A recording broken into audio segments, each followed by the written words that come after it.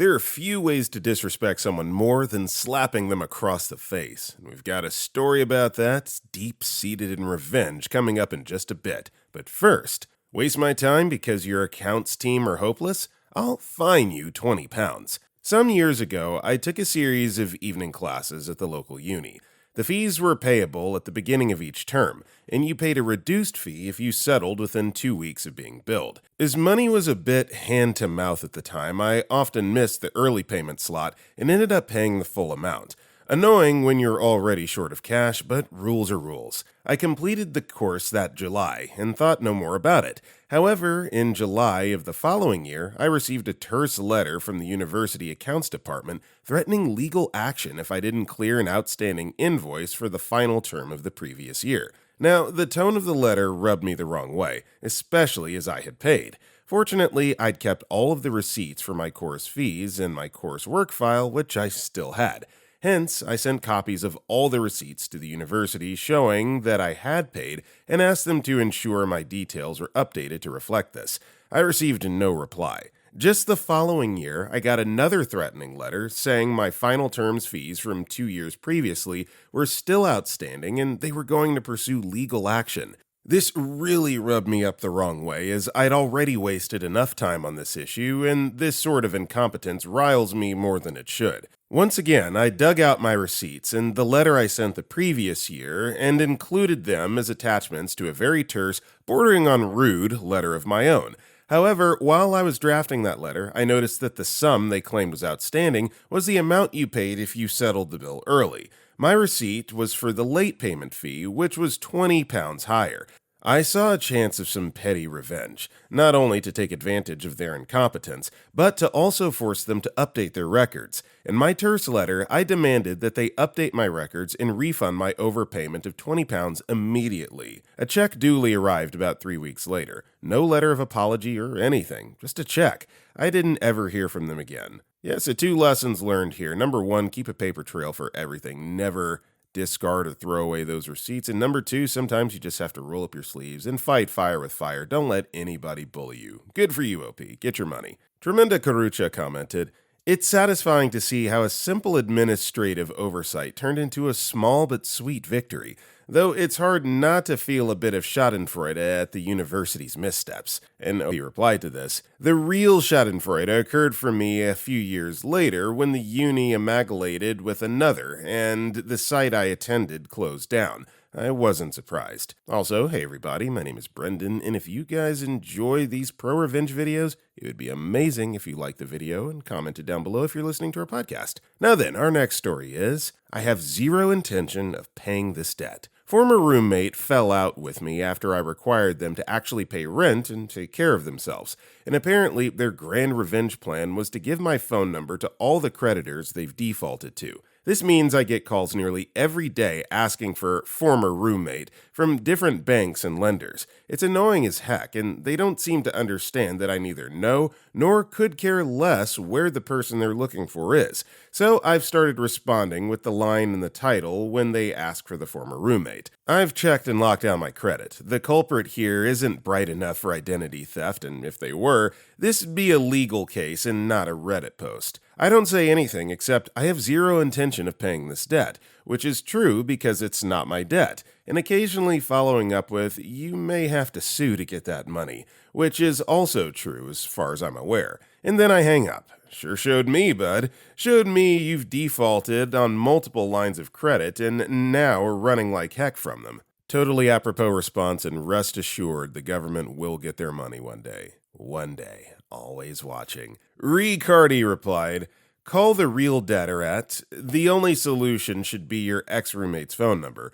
or their work number, or their parents' phone number. Oh, their parents' number, do that one. Or all 3. They were petty, so be petty in return." And OP replied to this, "I did that for about the first 2 weeks, but either they're calling dip crap and he's still giving them my number, or they just don't get that I ain't him. Oh, I'm a research wizard. I could absolutely find his parents' numbers, maybe even his dad's work number. He's a LEO, and Dipcrap had repeatedly specified where. This is genius. Thank you." Our next story is shopping revenge. This is the story of my wife's petty revenge during shopping. She and son went in the supermarket to get a few things. They didn't have any shopping carts, just a couple of things that they could carry in their hands. There were long queues at the normal tills, so naturally, to skip them, they went to self-checkout.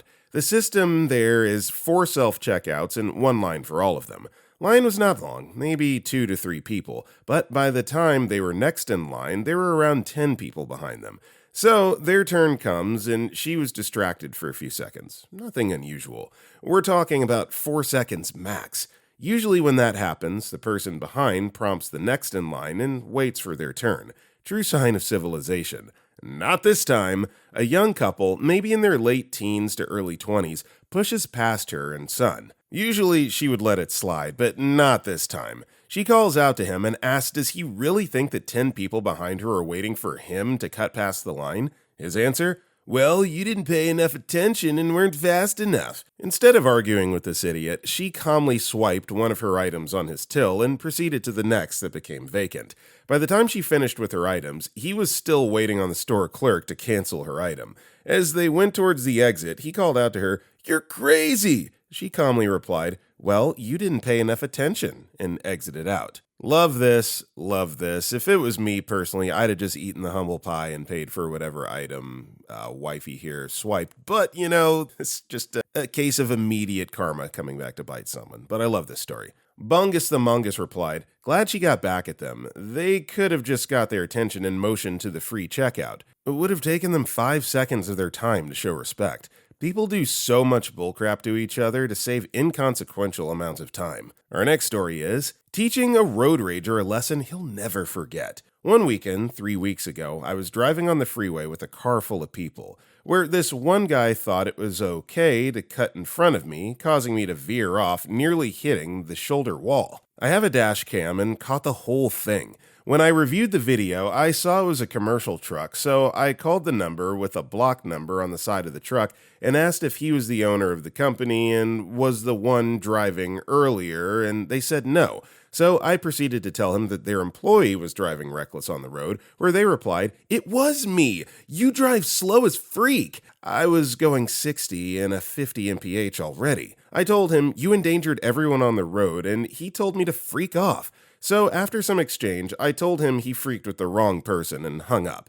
I then did some digging. I found the address of his place of business and the name of the owner. Turns out, the guy is a stalker. I found records of their court hearings on how he showed up at the woman's place of work and continued to reach out to the woman's daughter, knowing there is a restraining order against him. He's also had a history of physical abuse towards his ex-wife.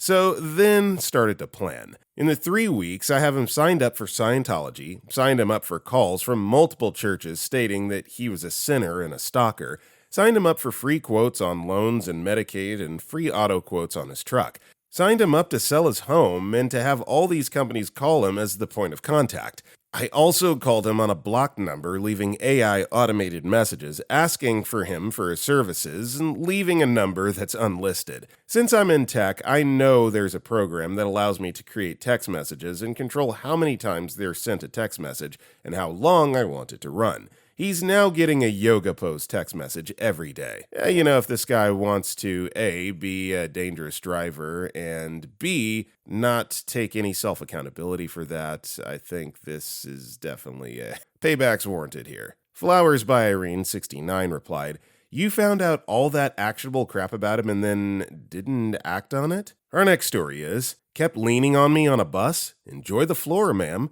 This happened recently on a semi-crowded bus. I was standing in the middle of the bus. Although there was plenty of space around, this woman decided to stand right next to me. After a few moments, she started leaning her shoulder against mine. I politely asked her to move a little away since it was uncomfortable. I thought this was basic manner. She did, but only for a few minutes. Then she came back again to use me as her human pillar. I can't even tell how ticked off I was, so I decided to take my petty revenge. Once she got comfortable using me as her support again, I suddenly took a step back without warning, so she lost her balance and fell down right away. Stood, looked up at me, didn't say a word, and stood well away from me for the rest of the ride. Edit. I think I need to mention a few things. I'm a girl. Lots of you guys thinking I'm a guy. The woman looked perfectly fine, no visible health issues. If that was the case, I'd never do this to her. I'm not that insensitive. I can tell she wasn't a pickpocket because my bag was on my other shoulder and she had her back against me. I'm so careful with these things. The weather was hot and humid AF, and that situation was sweaty. That's why I was more ticked off than I would have been on a normal day. I mean, honestly, I don't think that gender is even relevant here. Strangers leaning up on other people on a bus like that, it's just weird, especially after they ask you to stop. So, yeah, pulling the chair, allowing them to fall, definitely warranted, I think. High Cold Desert added, on a bus in Delhi one time, a woman came and stood too close to me and stretched her arm across my front to hold the same seat I was holding. Her shawl draped over my handbag, so I put my hand in my handbag and found her hand in there.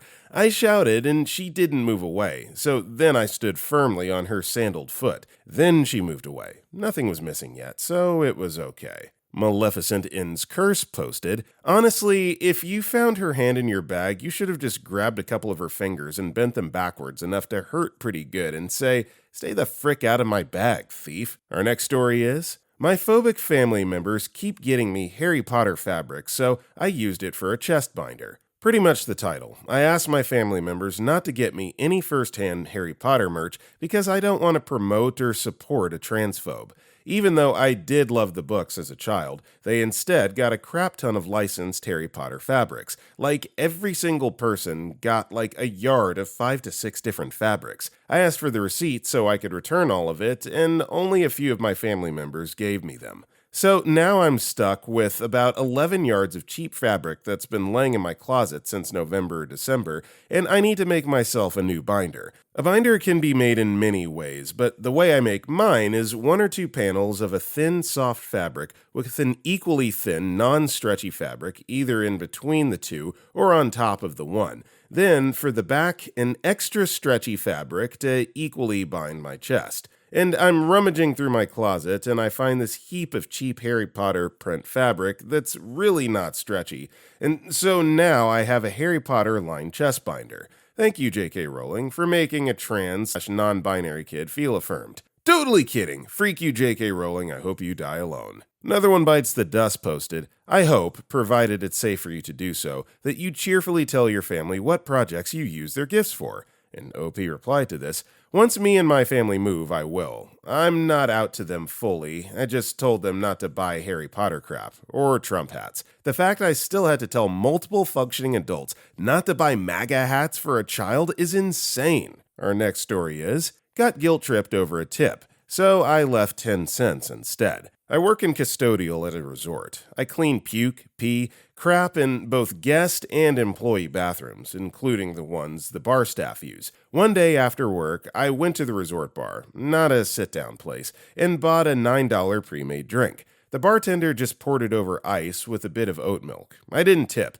I usually don't for counter service, especially when the food and drinks are already overpriced. As I was waiting, I saw her glance at the receipt. Then she turned to me and said, "What department are you in?" And I said I work in cleaning. Then she hit me with, "Well, it's really important to tip because it goes around." I was honestly shocked. It felt super aggressive and like she was calling me out. I didn't even order food, just a drink she poured from a bottle. I don't believe tipping should be treated like an obligation, especially when I do some of the dirtiest work at the resort and don't get tips myself. So later that same day, I went back and ordered another drink, and this time I tipped exactly 10 cents. Not out of malice, but just to make a point. If you're going to shame me for not tipping, I'll still tip, but on my terms. Ever since then, she's been cold towards me and avoids talking to me. But I have no regrets. Don't guilt trip the janitor. We've seen too much. You know, this is something that you're either firmly on one side or the other. There's really no middle ground when it comes to tipping. So, what my thoughts on the matter really don't matter because you're either going to agree or you're going to disagree, and that's just the way that the world works. Lone Flamingo commented, "It goes around? What, like she'll give you a tip for cleaning up after her? Will she dirty things up less if you tip her better? What does that even mean?" Your American buddy replied, "It's like saying my paycheck will magically get better if I tip more." Silly logic. Our next story is, my roommates hated my cats and crashed out on me. I sued them, and won. Alrighty, I, female, 23 years old, had roommates Fern, female, 23 years old, and Eric, male, 23 years old. Fern was an ex-coworker and reached out to me. We talked and were both trying to move out. She and Eric are engaged and have two large dogs, one being a puppy. They wanted me to rent a house that had a yard but couldn't afford it without a roommate and asked me to become a roommate. I have two cats and we all agreed all animals were okay. In October, we all moved into a nice house. 3 bedrooms upstairs and one larger one downstairs with a wall connected to the living room. I had the downstairs bedroom. Fern took one bedroom as an office. Fern and Eric took one bedroom as a bedroom. Then they took the other upstairs bedroom as a getting ready area? I don't know. One of my cats, Mario, took very well to the change. He was cautious for about a week, but then did great. Luigi, my other kitty, had a tougher time. He only stayed in my room and rarely came out. The dogs mainly stayed in the living room. Luigi began to come out occasionally after a month, but would run away when approached outside of my bedroom. I bought gates for the doorways that allow cats through to that when needed, we could keep the dogs away from the cats. Essentially, Luigi became comfortable in the house and explored upstairs. Fern saw him in her office and lost it. Since the whole upstairs is their space, I offered to buy a gate for the stairs. That way, the cats won't go upstairs. That seemed fair to me. Well, she said no because she'd fall? That honestly made no sense, but okay. So I then offer another solution. They close the doors to the rooms upstairs. That way, the cats can't go in and there's no gate. Fern said that's not possible because it gets too cold upstairs. The solution she offered was my cats only stay in my room in the living room, which they didn't love because of the dogs. Before they had been allowed in the kitchen, which is in the pathway to the cat tree, which Fern used to allow in the living room. My cats were trapped while her messy and untrained dogs went everywhere. I told her she was being ridiculous and unreasonable, and I'd offered 2 great solutions and would pay for the one she required. She said those were not solutions, and if I didn't like her rules, then I could get out.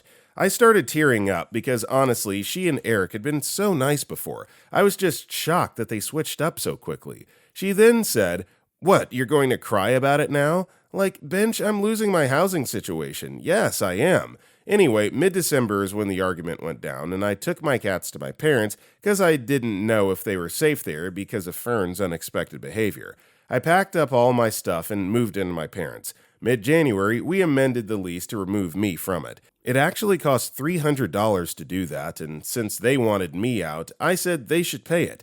They refused, but I said I would pay the $300 fee if they give me the $700 portion I paid to the security deposit that I would never see again. They agreed to that and said they would pay me on the specific date I signed off the lease.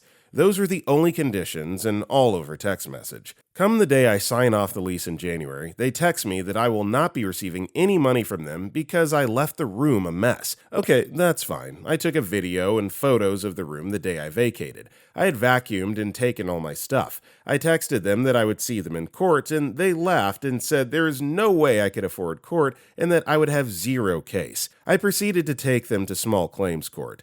They avoided certified mail service, which cost $90. I then had to pay $90 for process servers, people that will testify they served Fern and Eric. Today came the day, and I was so nervous, but felt that I would win. I got to the courtroom early, watched the people before me act all catty disrespectful to each other, and honestly saw the magistrate react, so I decided I would do my best to remain calm and on the facts when I spoke. Fern and Eric show up 2 minutes late, and we begin. I share that when I asked if I paid the $300 vacating fee, they would pay me back $700. They texted me, and I quote, "Of course, that's your money." I told the magistrate that the lease and my state's law dictate that a landlord has 30 days after a tenant vacates to create an itemized list of damages that I was responsible for, and I had never received any such list and therefore caused no damage. I mention I have photos of the room as I left it, and then have to show Fern and Eric the photos before I show the magistrate. They get their turn. Fern says, "Well, I changed my mind because she left the room in disarray. It smelt like cat urine and had stains all over." She then referenced my photos to the magistrate and said, "You could see stains in the photos." The magistrate analyzed the photos and the text confirmation that I would be paid under these specific conditions. He said in the photos, a landlord would not see any damage, and the only thing he sees on the carpet is vacuum lines. That was amazing. Towards the end, the magistrate asks if we have anything else to add before he makes a verdict. Fern popped up and mentioned that I had not been kicked out and that I left in December all of a sudden? Weird. The magistrate said I wasn't claiming to be kicked out. I confirmed that was not my claim and reaffirmed my claim and mentioned I left in December because I did not know if my cats would be safe with people who didn't like or want them around, so I just took them to my parents just in case. That did not matter. Either way, he makes his verdict and states I have the burden of proof and they owe me the $700 plus the $180 court fees. So I typed this in my notes because I couldn't share until after the appeal period. Good thing I waited because they decided to appeal. Before, we went before a magistrate. This time, we go in front of a judge. Fun facts about their puppy. They did not let it out enough and it would poop inside a lot and often outside my bedroom door. They didn't like them going out in bad weather because it made the carpets and white furniture dirty. Overall, they just didn't seem like the best puppy owners. Once, both dogs ran away because they let them off the leash in the front yard, and luckily they weren't hit because we're near busy roads. But they did go to a greenhouse and roll around in manure. The dog always jumped, which is fine, but it was annoying since they lost it over my cats existing. The other dog was super friendly and generally listened. After the appeal, I showed up and waited and waited. Apparently, they canceled the appeal, so I win. Yay! And very surprisingly, they paid me today as well. I'm very happy to say this period of life where they're a part of mine is completely done and had a happy ending. Well, glad to hear that. You definitely put up with more than I think you signed up for when you agreed to be their roommate. This, again, is why you need to have a paper trail for everything. So you kept those texts, those receipts, and the writing saved you. Hungry Shark and Bake commented, "Congratulations. Also, cats are known to explore, so it's unfathomable to me to expect cats to spend their lives in a single room or not try to go upstairs." OP replied to this, "That's why I was so upset. Don't get me wrong, I love dogs too, but they let their dirty dogs all over the house, so it was really unfair." Unique Airport 8386 replied, "I was half expecting to hear that your trashed room was actually from the dogs going in after you left and peeing and pooping everywhere. They don't sound trained, and honestly, I would have thought it would make sense for the owners of the dogs to live downstairs with their dogs, and then you and the cats could have lived upstairs out of everyone's way. Guess they didn't like that idea." Our next story is, "My roommate kept eating my snacks, so I filled a bag of chips with broccoli." Living with a roommate who keeps stealing your snacks is honestly a special kind of heck. I'm not talking about the occasional, "oops, I thought it was mine." I mean, every single time I buy chips, they magically disappear within 24 hours. And it's always the good stuff, too. Never the oatmeal, never the canned corn, just my chips. I brought it up a couple times and got the usual, "oh, I thought we were sharing" excuse. We weren't.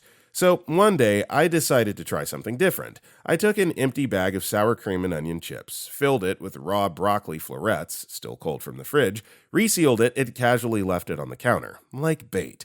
Not even an hour later, I hear the bag crinkle, followed by dead silence, then the sound of the fridge opening, like he was trying to put the broccoli back where it came from. I didn't even look up. I just said, "hope it was worth it." He hasn't touched my food since. In fact, he labeled all his snacks now. Broccoli 1, snack thief 0. Well, the nerve that this guy has to not only steal your food, but then label his own snacks after you pull the broccoli stunt. Horrible roommate. Why? Fast Vehicle 1888 replied, "I used to have to hide my snacks, locked in my car. Car chips. It was the only way to have them to myself without them getting stolen by roommates." Our next story is, "Woman asked for a more experienced bike mechanic because I looked really young." I was a bicycle mechanic for 7 years. I started when I was 22 up until last year.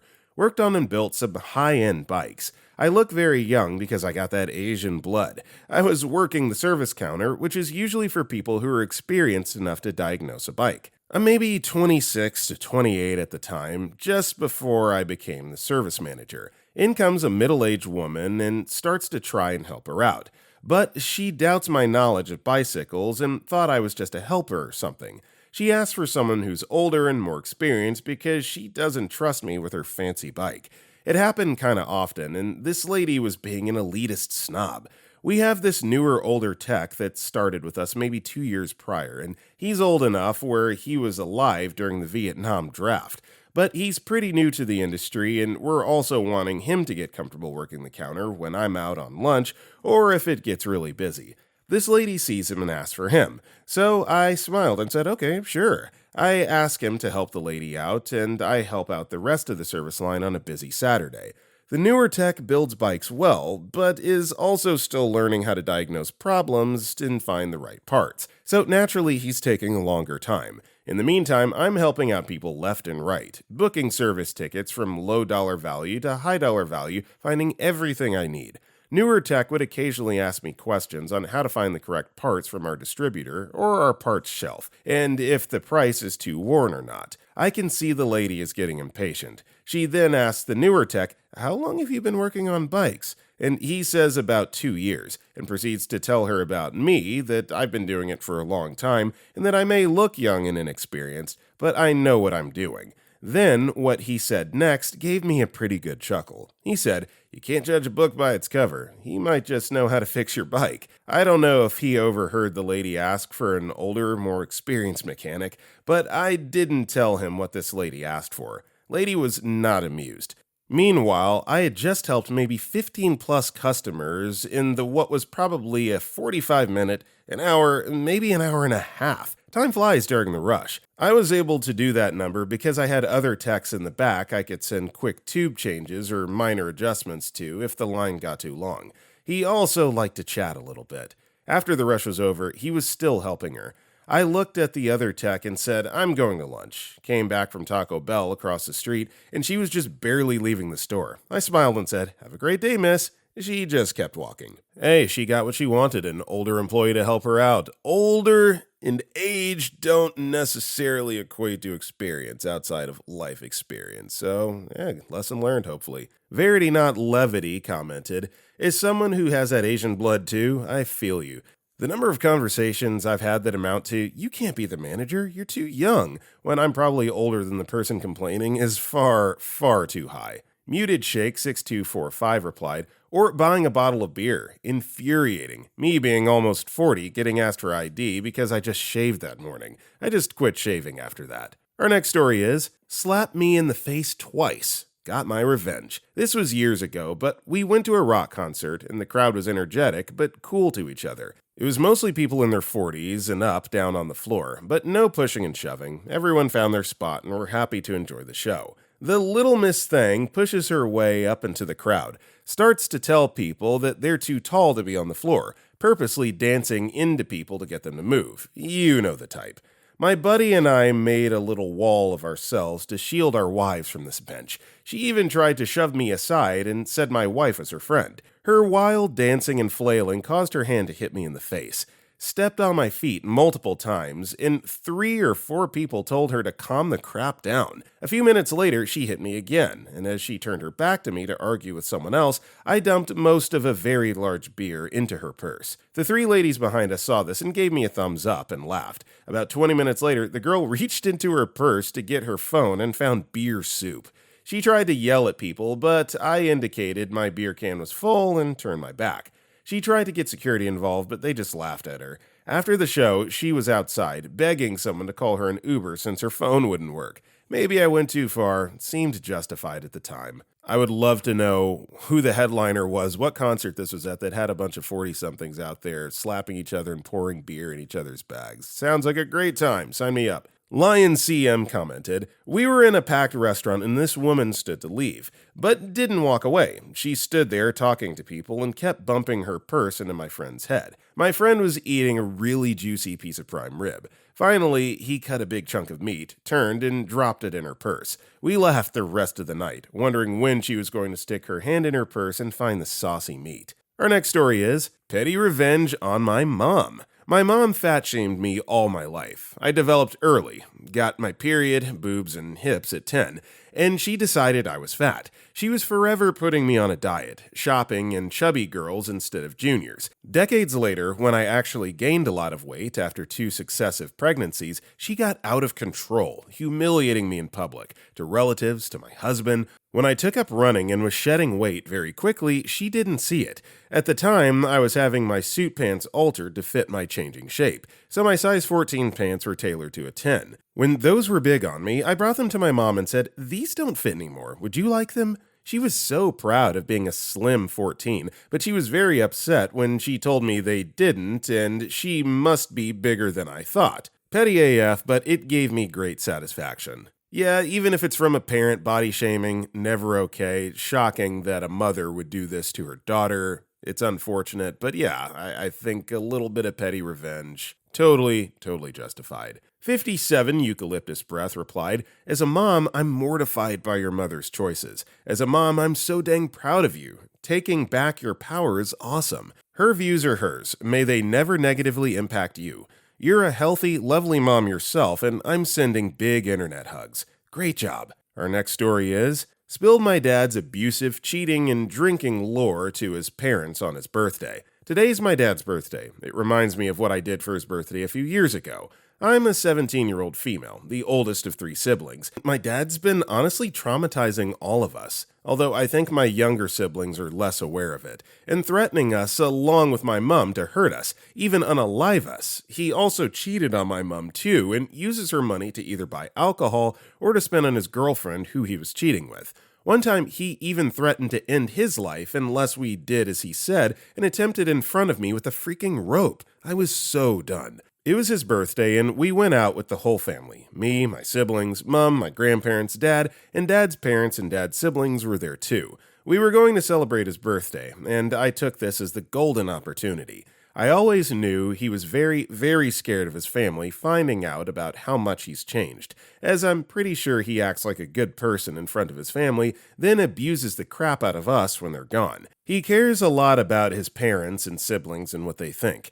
Anyways, he went to the bathroom mid-dinner, and I just very casually spilled everything. Like, yeah, OMG, that reminds me of that time he beat us. Oh, wait, he didn't tell you? And so on. I'm still proud of it to this day. Bet he had the crappiest birthday ever. Yeah, people like this need to be exposed. Miserable human beings that ruin other people's lives, you gotta shine light on that and call them out, so that it can be dealt with accordingly, hopefully by the rest of his family. Our next story is, I made over 20 companies mail my friend copies of the US Constitution. Now, the title may have you questioning why I mailed my friend 20 copies of the US Constitution, and the answer is simple. There is no great reason.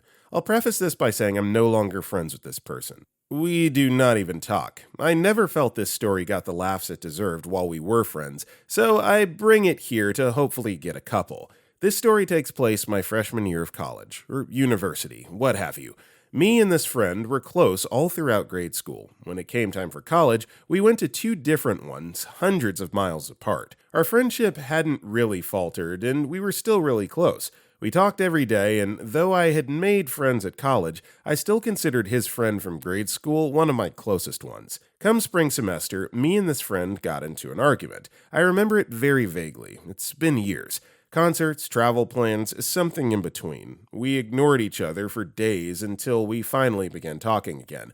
But in all honesty, I was still upset. And I was more upset that she couldn't tell how upset I was since I wasn't there. On my desk one night while we were talking sat a pocket constitution that I had gotten in class. It was upside down and had an "order more" plastered on the back. I looked up the website and surprisingly, it was free. I put in a burner email, her address, and her name, and bam, Constitution. But it didn't end there. I began scraping the web to find more websites that mail pocket constitutions, keeping democracy alive one pocket constitution at a time. I found between 10 to 20 websites that mail pocket constitutions. She received them all. However, months went by and she never mentioned why strange constitutions kept arriving at her door. Eventually, I asked her about it. Lied, stating I received one and found it odd. She said she got a bunch, just never questioned it. Thought it was cool. I guess it was a waste of time, but it kept me busy and relieved my anger, so win-win? I mean, I guess so. If you got some kind of personal fulfillment from this, I could think of quite a few people that definitely need to have that constitution, shoved in front of their eyeballs, though. Maybe not your old friend. Veruca Salt commented, if the Constitution had anything to do with your argument, it might have been funny. And Sephor replied, yeah, from the setup, I was really expecting their friend to have claimed something untrue about the Constitution, / refusing to believe something true. Our next story is, spilled her beer on my wife's feet and ignored it. We were at the recent Wu-Tang Clan show at Madison Square Garden the other night, and this small group of people in front of us seemed to be having a great time. It was an odd pairing of two middle-aged folks and what I'm assuming was their 30-something-year-old daughter? Not sure. Anyway, you could tell she was a type, taking selfie videos every 5 minutes and had no idea why she was there other than to party. Which, to be fair, that's fine, and I don't really care if people do it, regardless of how cringy I find it. But she was flailing herself all around and dancing like she was the next Oracle of Delphi. This is where we had a problem. She had sat her large beer cup on her seat, and my wife's seat was just behind hers. About 1 minute after she set it there, she did one of her prophecy reading maneuvers and knocked the beer over backwards onto my wife's feet and filling one of her shoes partially. It also splashed over onto one of my buddies sitting in the row on the other side of my wife's seat. This woman-child looked back at me and my wife in horror for 1 second, realized she had messed up, and then decided she was going to go on about her business and ignore the issue completely. She did not apologize, she didn't acknowledge, she just kept on going. This was the moment that upset me the most. Sure, getting a beer down your shoe sucks, but what really sucks is when the person who does it has absolutely no remorse for what they had done, accident or not, and chooses not to apologize.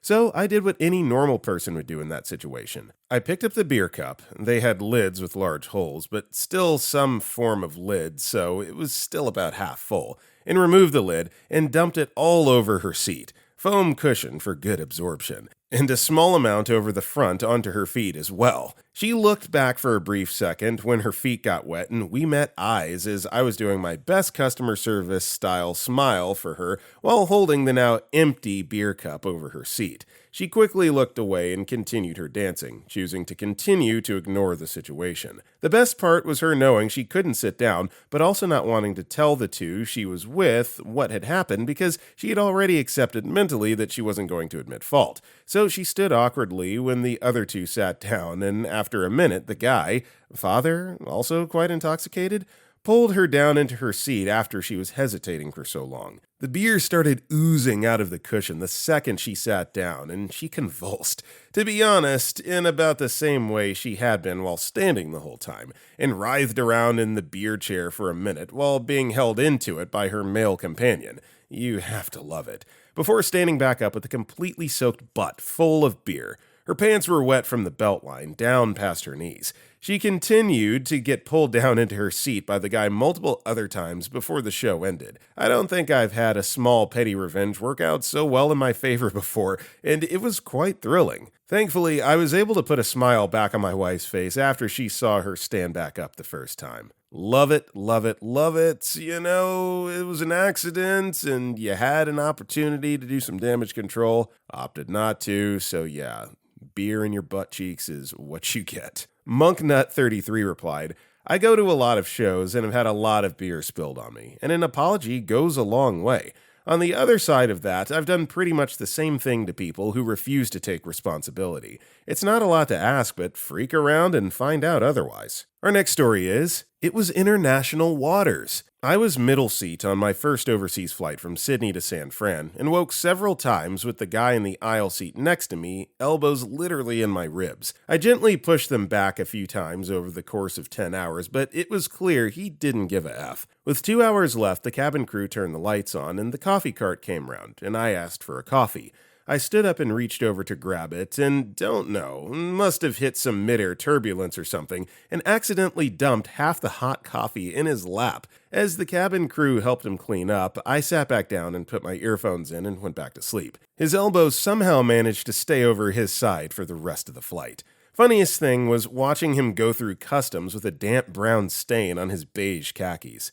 Look, we've all been there on airplanes. They're not comfortable. Even when you're with people that you want to be on the plane with, you're still cramped, so it's like, the least you can do is try to stay out of other people's personal space. He didn't want to do that, so yeah, coffee on your khakis. You deserve it. Our next story is some idiot at a desert party. Years ago, my friends and I went to a party in the desert in Arizona. I wasn't much of a beer drinker, so I picked up a bottle of vodka, a big bottle of Sprite, and a big gulp cup. We get to the location in an area of the desert where a lot of parties are thrown on the weekends. Tons of people from all over had shown up. I'm standing around with a couple of buddies, drinking from my big gulp cup. Sure enough, young men and alcohol has great potential to breed idiots. A couple of guys were walking around acting tough and looking to start a fight with somebody. Anybody. I assume they were on the football team or something. Anyways, we're walking through the crowd, bumping into people hard, trying to start something. I had just refilled my cup, and one of the guys was walking past me from behind and bumped me quite hard as he walked past. I spilled some of my drink on my shirt. Not gonna lie, they were already irritating as heck, but now he just ticked me off. So as he had walked by, I yelled out, "You suck up," and tossed my whole drink at him, soaking the back of his shirt, quite extensively. Quite a few people saw me do this. He turns around, ticked off as heck, and shouts, "Who the freak did that?" He looks right at me, and I pointed to my wet shirt and say to him, "I don't know, but the freaker got me too. He went that way," and point in a different direction. The dude actually thanked me and went looking for his non-existent assailant. I simply refilled my cup while all the other witnesses laughed their butts off. Yeah, this is men and alcohol in a nutshell. This is literally what we do. I'm just going to leave it at that. That's not true, but yeah, it's funny to imagine. Full of loving spite commented, "Someone purposefully bumped a beer into me at a party when I was younger, under the guise of friendship. I didn't let that guy have one freaking moment of peace any time I ever saw him again, which was only 2 more times or so, and he was very uncomfortable each time. I believe he left the parties quickly." Our next story is, you get what you deserve. So, about 10 years ago, a family member of mine had to have in-house therapy. We had therapists in our home anywhere from 5 to 6 days a week. My spouse had gotten some heavy pain medication to treat an issue, and then came to me and asked if I had been taking his medication, as it was regulated and he was missing a significant amount of pills. Now, mind you, he didn't leave the bottle just sitting around either. We determined he hadn't forgotten and taken extra. I had not been taking them, thus someone else must have been taking them who had access to our home. This was tricky as we had 4 different therapists coming to our home on a weekly basis. We developed a plan. Spouse also had some medication to treat for when he might have constipation. We replaced the O with the medication to make you go in the O bottle. Left it where he normally kept it, and then we waited.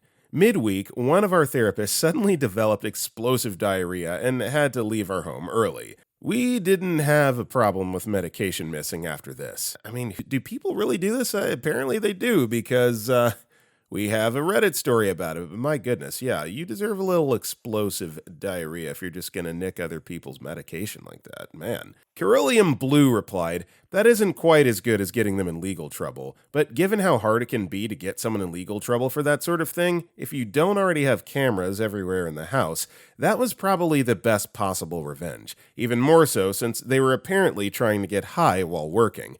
And OP replied to this, "Yeah, he was supposed to be doing his job and took it while still in our home. When we realized that was the extra disturbing realization." Our next story is, I cost a few managers the big bonuses they were looking forward to. So I started a job at a hardware store when I was younger. It seemed like a pretty decent job. Stock stuff, move stuff, answer people's questions. If you don't have the answer, find somebody who can. My first month in, a few of my coworkers were talking about some extra sort of bonus that they would get if the store stayed accident-free for the whole year. Everybody was extremely excited about it. A few days pass and management holds a meeting that it was a rumor that was going around. Nobody would be getting a bonus. The company was just excited that the store was about to be a year accident-free. A week later, my friend tells me it's all bullcrap. There is a bonus, but only for the managers. We ask around kind of quietly. Turns out it's true. They have 2.5 months left until the year accident-free stuff happens. I start looking for new jobs. 2 weeks later, I get a call from another store. They would like to hire me. I told them absolutely, but I have 2 broken fingers, and if that would be a problem. They told me it wouldn't be, so my next shift, I tell my buddy about what I'm about to do and make sure at least 3 other employees are around. I grab a ladder to grab some stock. I lock my pointer and middle finger in the shelves and fall off the ladder. It freaked my fingers up, and I broke my wrist instinctively trying to catch my fall. The look on one of the manager's faces when they seen what had happened was worth it. They didn't get their bonuses, my coworkers loved it, and my new job accepted me with a broken wrist, and all after I told them why it happened. Maybe not revenge, but I'm glad they lost out. Edit. I injured myself to freak over management from receiving a bonus. I didn't join the workforce just to do this. I made friends with the people who worked there, and before the accident, I found a new job. It was just a way to freak over management. Edit. Believe it or don't, either I'm a fool, an idiot, or some other thing. That's Reddit for you. Should have known. I must be missing something here. This is incredibly stupid. Hopi, what are you doing? Breaking your wrist on purpose so that other people won't get bonuses? WhiskeyTown79 replied, so the managers make an accident-free workplace, which is a good thing, and you sabotage it. Why? Nothing in this story indicates these managers deserved some sort of comeuppance. You injured yourself just to pee on someone else's accomplishments. Our next story is Movie Theater Petty Revenge. This happened a while back when I was a projectionist at a multiplex theater. One night, my friends and I were planning our night out, and most of them wanted to see a movie before we hit the bars. They particularly liked the idea of going to my theater since they knew I'd get them in for free. To my horror, they voted to see a blockbuster movie that had been showing for months. Obviously, I knew every scene of that movie, and I was kinda ticked I'd have to sit through it on my night off. So, we all get seated and start trying to watch the movie. But a bunch of women are being noisy AF throughout the start of the movie. People are shushing them, and they just laughed it off and got even more obnoxious. Eventually, I got up and sat behind them and started whispering every line in the movie right before the actors would say it and would tell them everything that was about to happen. At first, they thought it was funny, then thought I was some kind of weirdo who knew the whole movie by heart, down to every line. After a few minutes of this, they really started getting annoyed with me, so I tried to make a deal that I'd stop if they did. They laughed, so I continued to mess up their movie. My friends thought the whole thing was hilarious and just laughed at them. They seemed somewhat embarrassed and calmed down a bit, and I enjoyed the movie in a petty kind of way. It doesn't sound like anyone really ended up winning in the end here, but hey, if it made you feel better to get a little petty revenge, all the more power to you. Kelzer66 replied, Perfect petty revenge. You turn the tables on them beautifully. Nothing like using your insider knowledge to give them a taste of their own medicine. Bet they think twice before being loud during movies now. Our next story is accidental revenge. This happened to me a couple of years ago. Ordered an Uber after a friend's 40th birthday party. Was standing out in front of the bar where I had ordered it to pick me up. Driver claimed he was there and couldn't see me. Driver then canceled, and I got charged a fee. I'm standing there fuming, and then the same Uber appeared right in front of me outside the bar 2 minutes later. I was pretty angry. Knocked on his window, but accidentally caught the bezel on my ring, and it shattered his passenger window. Dude looked at me like a possum caught in headlights, and I bolted down to another bar. Never heard anything back, and my Uber account was reactivated an hour later. Guy wouldn't have been able to finish his shift that night. No, he wouldn't have, and you saw to it personally, right? I mean, it was an accident, but man, that is kind of funny. Blue Damon 17 replied, car windows don't just break from knocking on them. Either his window was already compromised, in which case his vehicle was a liability to Uber, or you're not being truthful about how and why you touched his window. Our next story is, I signed my ex and the girl he cheated on me with for call spoofs. Okay, context. I was with this guy for 2 years, and he cheated on me for a year and a half with his girl best friend after isolating me from my family and friends and abusing me. I find this amusing, and it costs $8 for approximately 400 calls, so it stops when the calls are used up. Anyway, I used a two-way call app that spoofs their phone to make them call each other, because someone, the girl best friend, now his girlfriend, found my new number after a year and was spam calling my phone, so I looked up good call pranks and found the site, and since last night, every 2 hours, their phone spam calls each other like maybe 6 to 8 times in a row. I 100% believe I'm driving them crazy, as I can listen back on the calls around the 6th call. She sounded ticked. Is this petty? Yes. But it's legal. Also, I don't care. To be honest, he treated me like crap. She knew he was treating me like crap, and now she somehow found my new number. So they want to be dicks? Fine, I'll mess with them back. It's bringing me childish joy. I mean, I kept all the message receipts on my laptop, so I ended up having their number saved there. 10 out of 10, recommend. Especially after they poured ketchup on my car and vandalized it more than once, to the point where I had to install cameras in my driveway. I hope they enjoyed the calls. Yeah, they're lucky that this is all that you're doing. I mean, the cheating is one thing, the destruction of personal property, quite another. In my opinion, you're kind of taking the high road. Good for you, OP. Hyperion747 replied, my old boss was a professional at this stuff. If he wanted to really mess with someone, he would take a picture of a really nice car, like a BMW M3, and put a Craigslist ad for a ridiculously low price, then put the person he didn't like's phone number on there.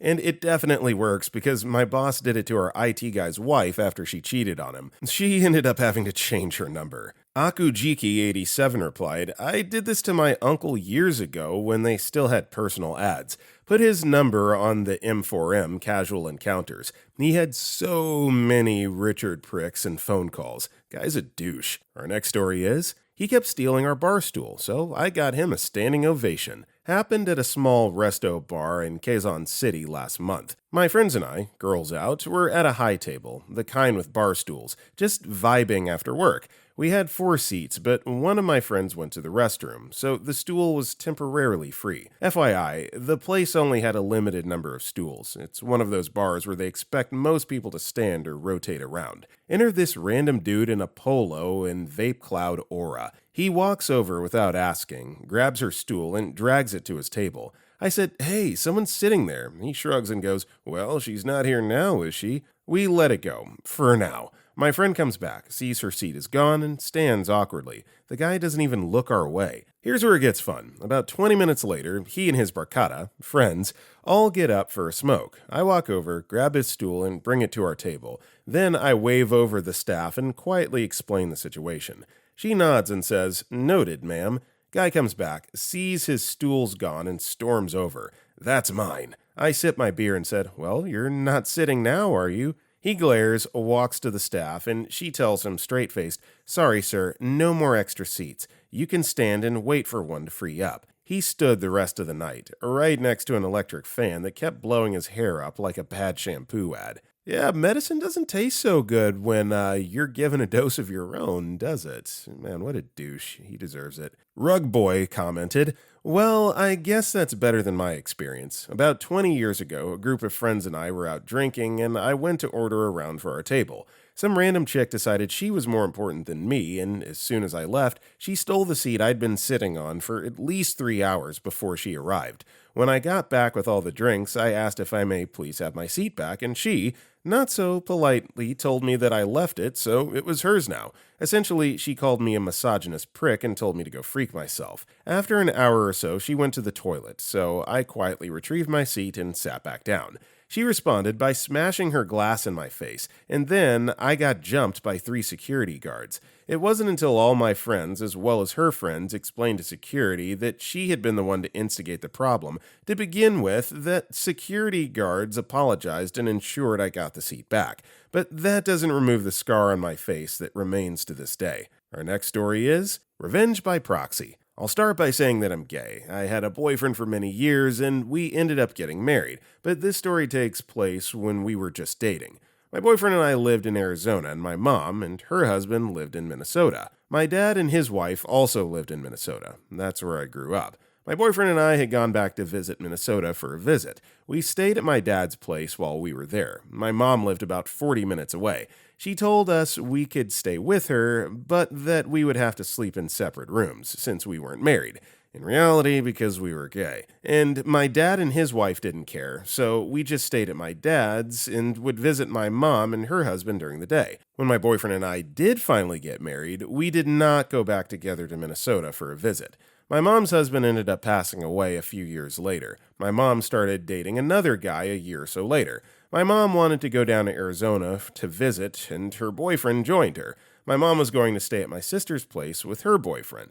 My sister told my mom that her and her boyfriend wouldn't be allowed to sleep together since they weren't married. My sister knew about what my mom had told me about us.